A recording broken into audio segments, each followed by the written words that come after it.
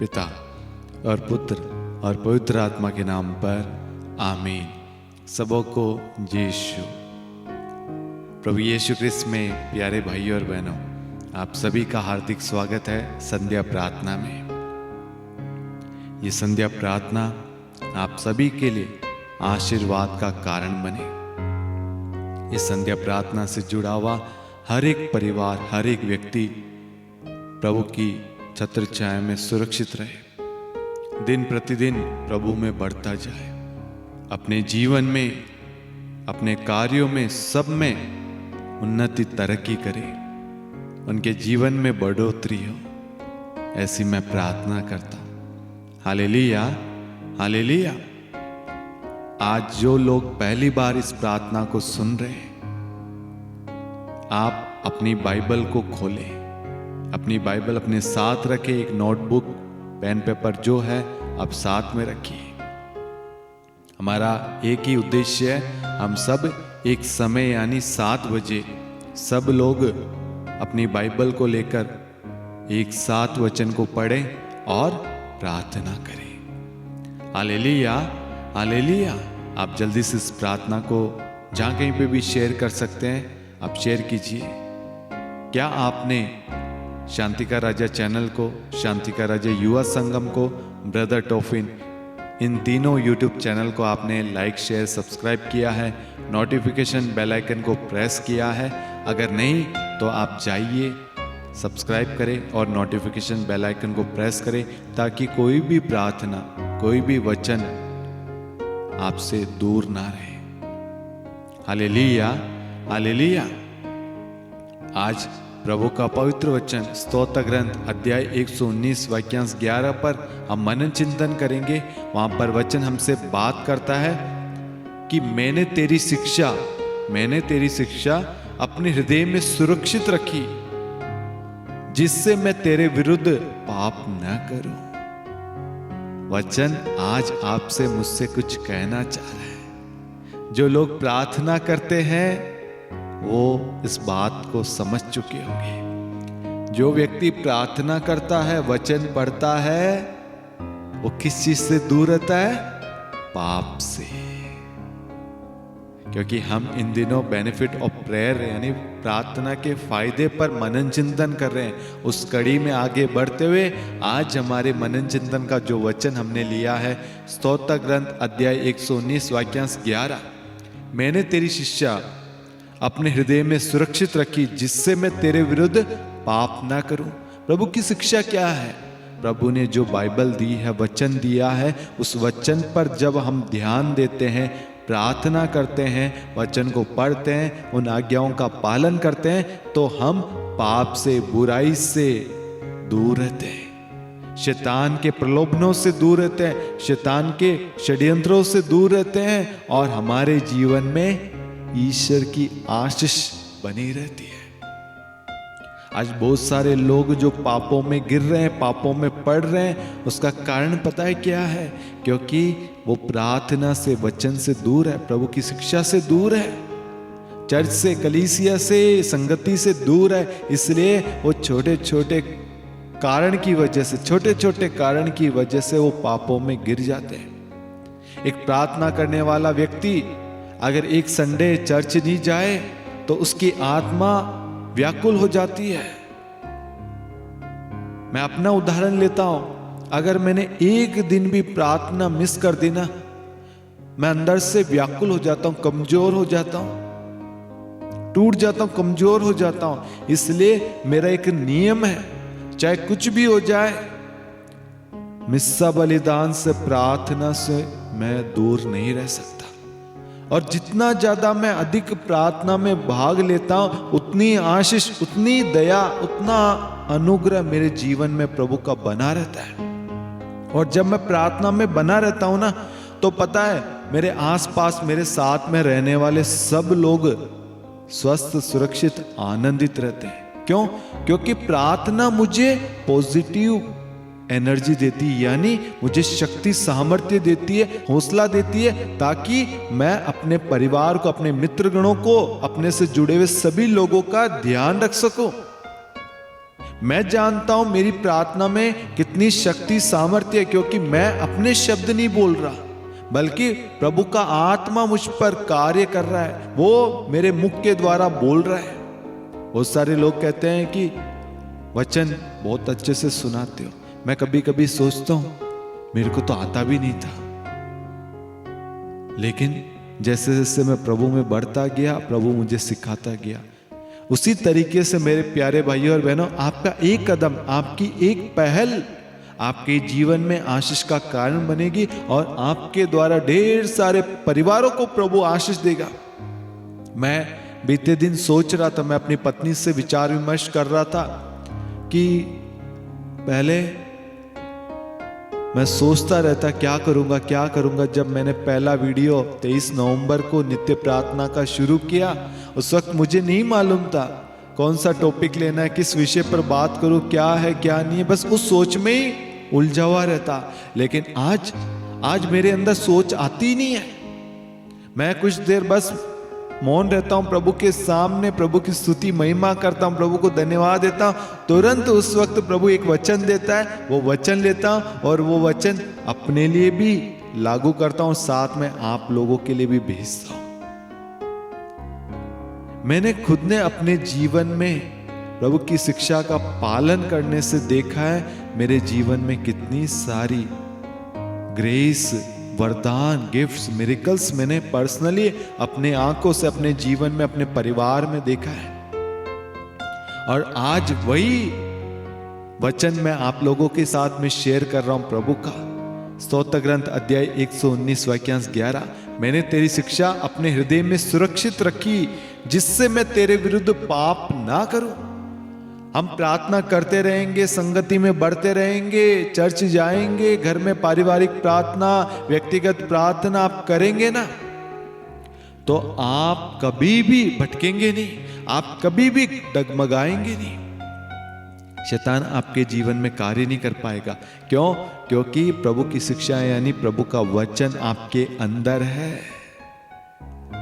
Hallelujah, hallelujah. इसलिए मेरे प्यारे भाइयों और बहनों, वचन में दृढ़ रहे, वचन में बनते जाए, रोज वचन को खाएं। छोटा सा उदाहरण देना चाहूंगा।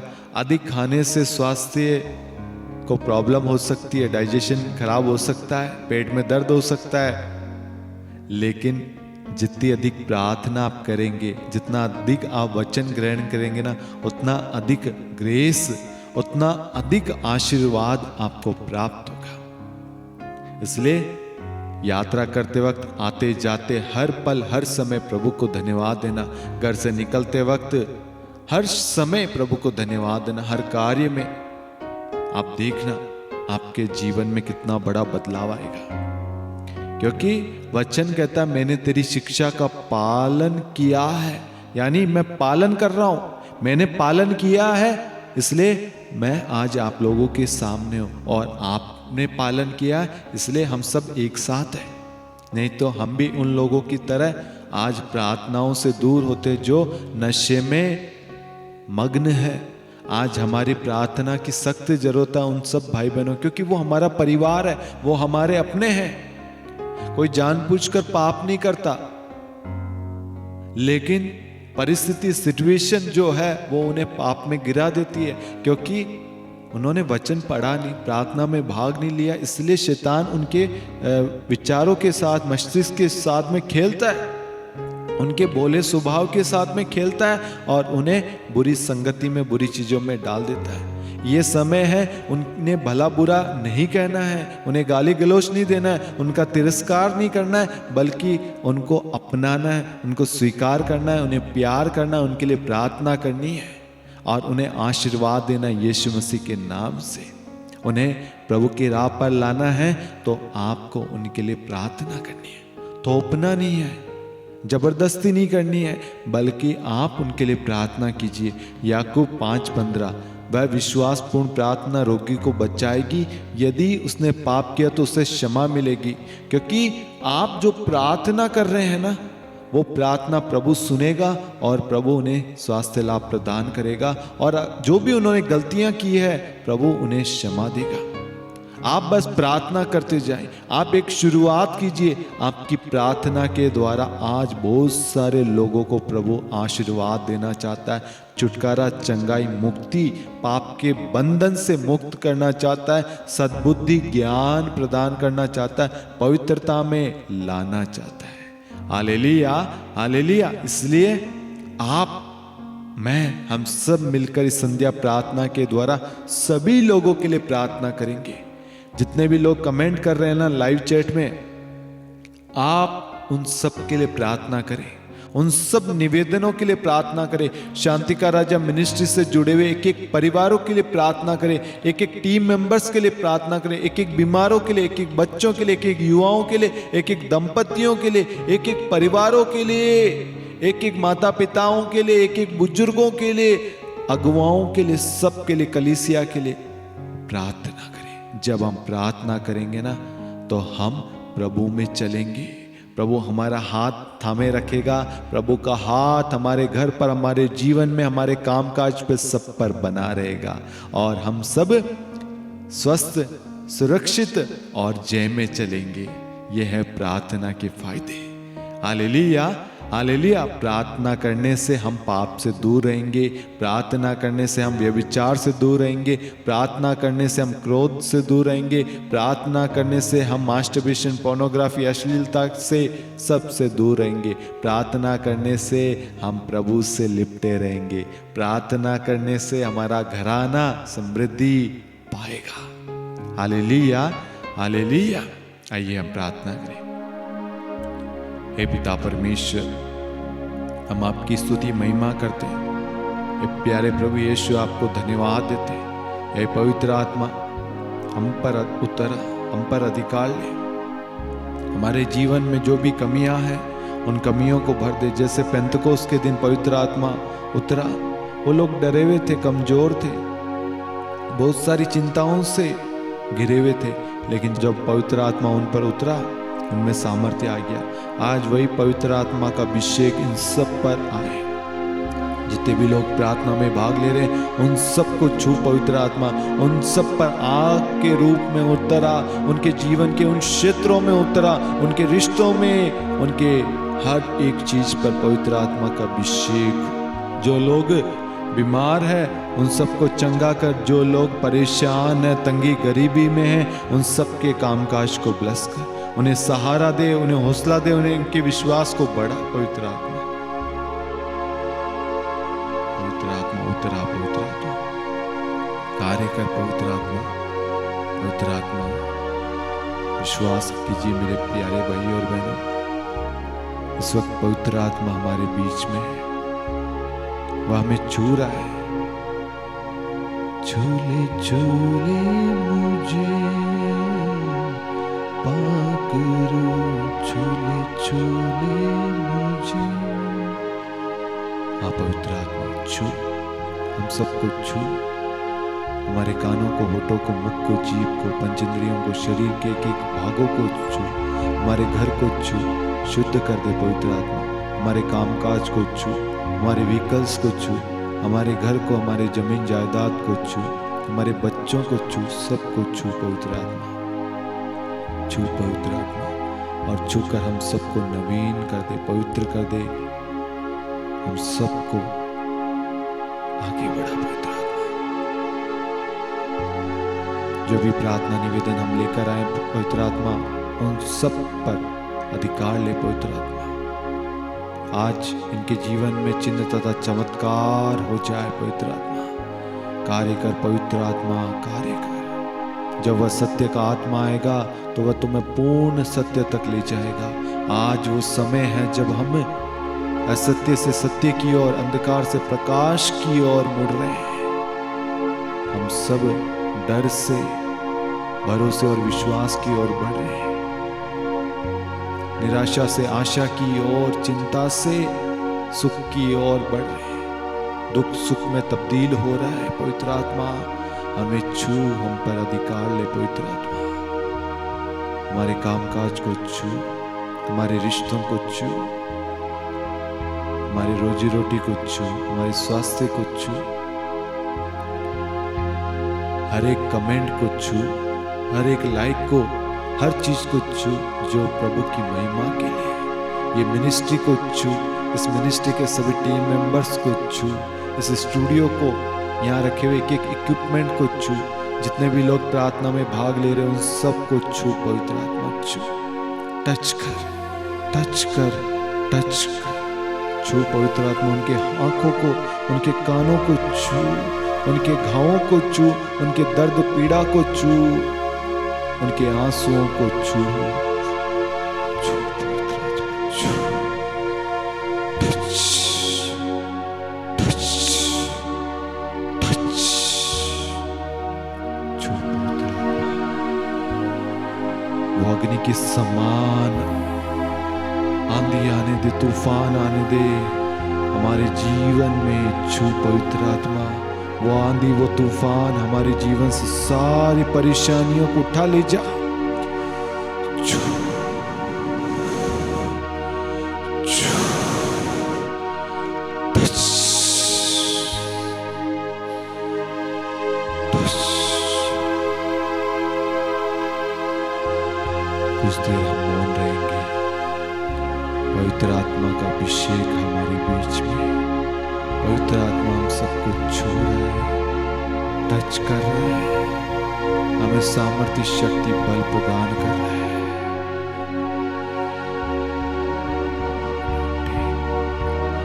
अभिषेक, अभिषेक होने दे, अभिषेक।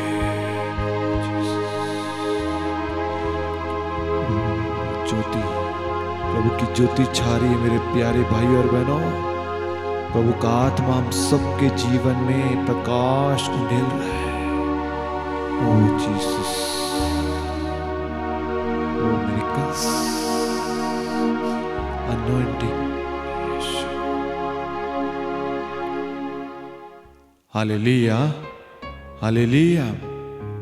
मेरे प्यारे भाई और बहनों, प्रभु का आत्मा हमारी अगुवाई कर रहा है, हमें संभाल रहा, हम पर अधिकार ले चुका है। हम सब पवित्र आत्मा से भर गए हैं और हमारे शरीर में कुछ हो रहा है, कुछ नया हो रहा है, कुछ नया अनुभव हो रहा है। ऐसा लग रहा है कि हम हल्के हो रहे हैं। सारा भार, सारा बोझ पवित्र आत्मा ने उठा लिया है। Hallelujah, hallelujah. मेरा विश्वास है आज की प्रार्थना के द्वारा प्रभु ने हम सबको ढेर सारे आशीषों से भरा है, हमारे बोझ को उठा लिया और अपनी शांति से भर दिया। प्रभु ने आज स्तोत्र 119 वाक्यांश 11 के द्वारा हम सबको